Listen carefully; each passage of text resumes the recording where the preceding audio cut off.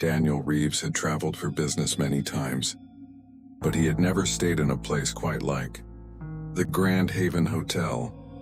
The towering structure had stood for over a century, its ornate facade a reminder of old wealth and luxury, but time had not been kind to it.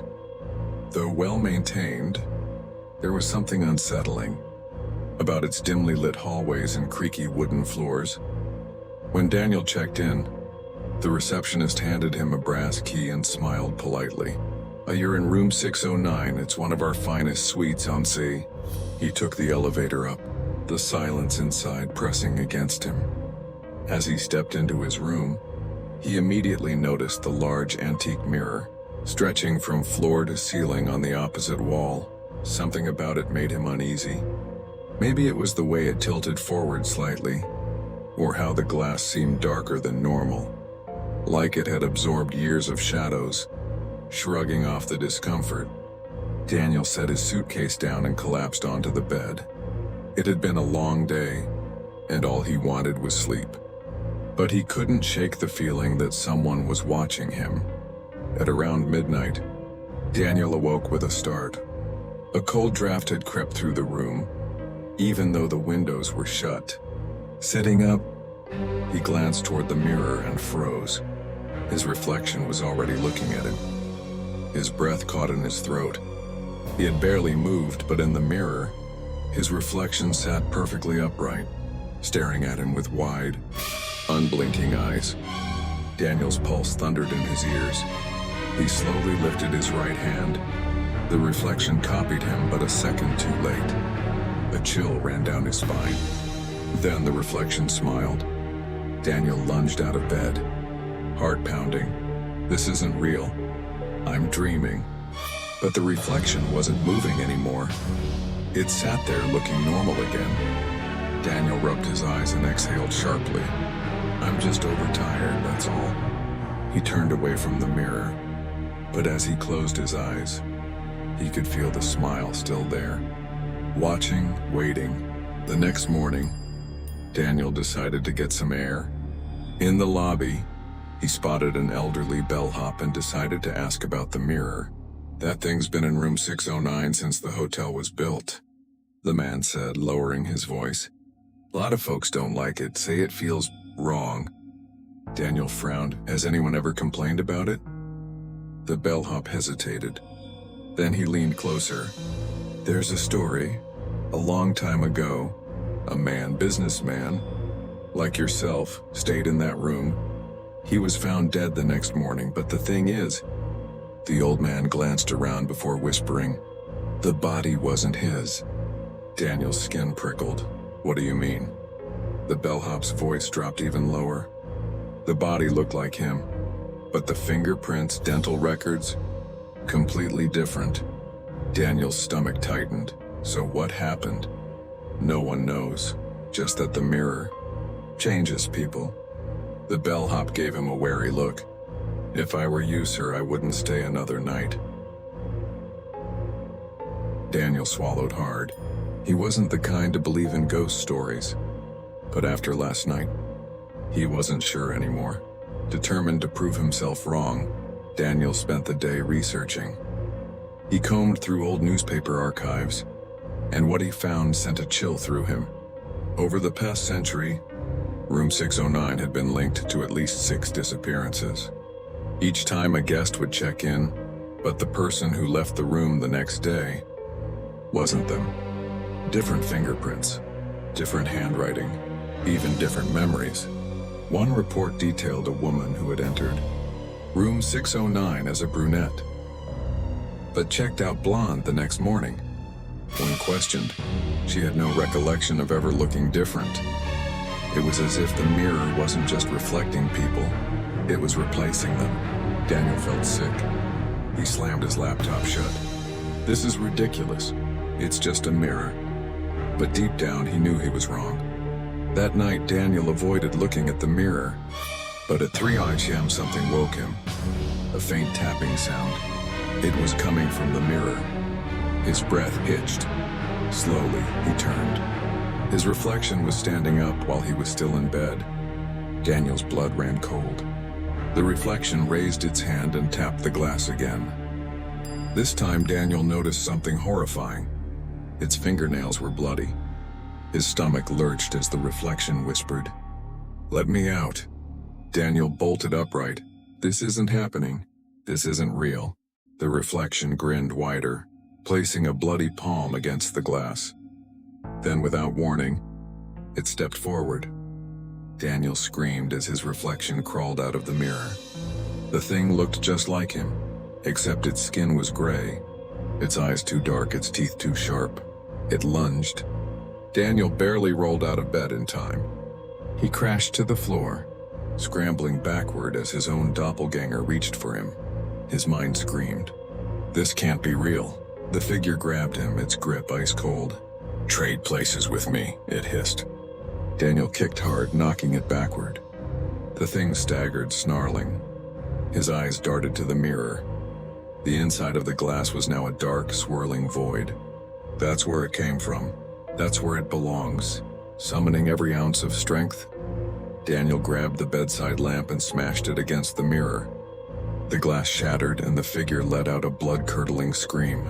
The room trembled as the reflection was sucked back inside, its twisted face vanishing into the shards. Then silence. Daniel collapsed, shaking. It's over, or so he thought. The next morning, Daniel checked out without a word. He left the hotel behind, vowing never to return. But as he drove away, he caught his own reflection in the rearview mirror. And his heart stopped. His reflection wasn't moving with him. It was grinning. Mia had always hated her grandmother's house. It was old, smelled of dust, and made strange creaking noises at night. But when her grandmother passed away, the house was left to Mia's family, and they had no choice but to visit every weekend to clean it out. One rainy afternoon, Mia and her two best friends, Jake and Lila, decided to explore the attic. The wooden ladder leading up to it groaned under their weight as they climbed. The attic was filled with forgotten relics, old trunks, cracked porcelain dolls, and yellowed newspapers. But in the farthest corner, covered in a dusty sheet, was a large ornate mirror. Mia hesitated before pulling the sheet off. The mirror's frame was black iron, twisted into strange, curling designs. The glass was old and slightly warped, but their reflections were clear. Jake grinned. "Creepy. Looks like something out of a horror movie." Lila shivered.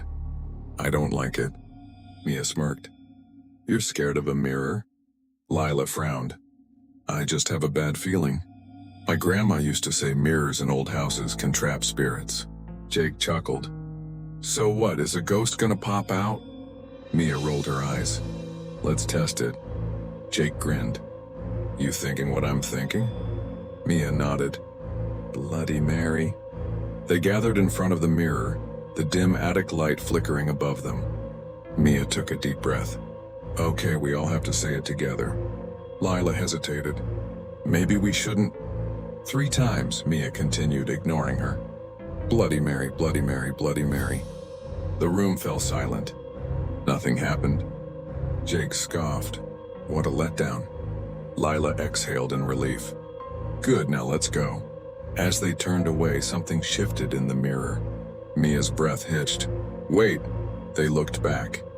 Their reflections were there, but slightly off. Jake frowned. "Why do we look weird?" Lila stepped closer. "Mia, your reflection isn't blinking." Mia's stomach twisted. It wasn't. And then, her reflection smiled. Mia wasn't smiling.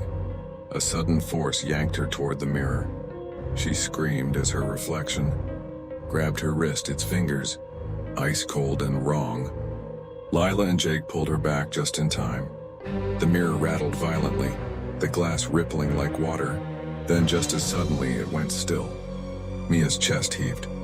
She looked at the mirror and her blood ran cold. Her reflection was still reaching for her. That night, Mia couldn't sleep.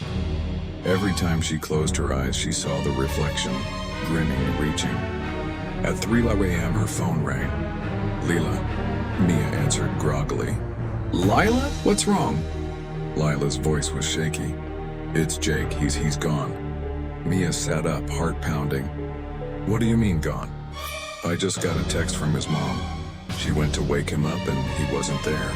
Mia swallowed hard. Maybe he snuck out? No. Lila's voice dropped to a whisper.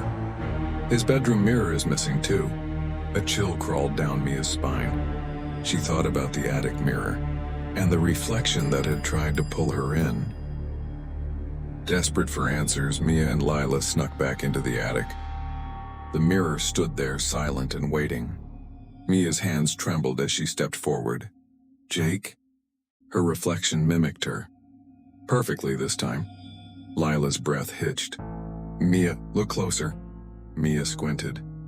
Behind her reflection, deep within the glass, was Jake. His face was pale, eyes wide with terror. He pressed his hands against the inside of the mirror, mouthing something. Mia's heart pounded. He's trapped. Lila grabbed her arm. We have to get him out. Mia nodded, but how? Mia took a deep breath and reached forward. Her fingers met cold glass, but when she pressed harder, the surface rippled. Lila's voice shook. Mia, be careful. Mia inhaled sharply and stepped into the mirror. The world shifted. She stumbled into darkness. The air was heavy, suffocating.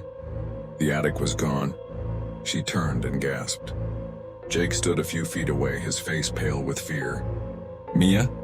His voice was hoarse. You shouldn't be here. Mia ran to him.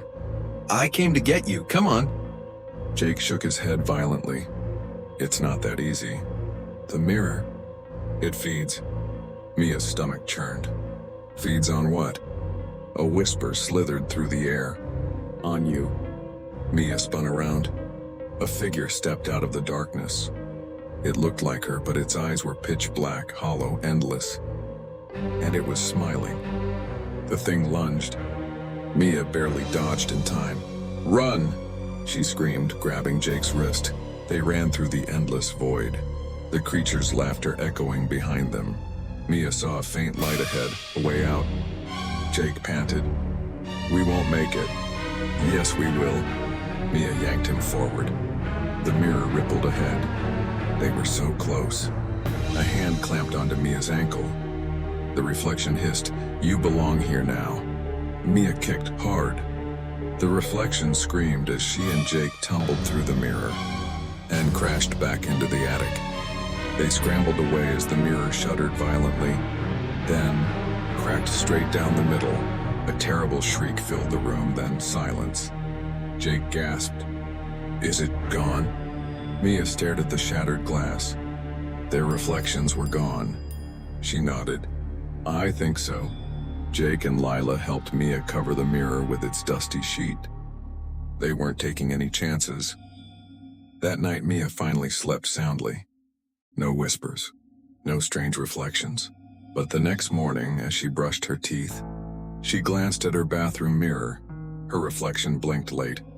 And then, it smiled. Lisa Carter had always dreamed of owning a Victorian house. When she found the old, 3-story mansion on the outskirts of town listed at an unbelievable price, she knew it was meant to be. The realtor mentioned something about the previous owners, leaving behind some old furniture. But Lisa didn't mind. It added to the house's charm.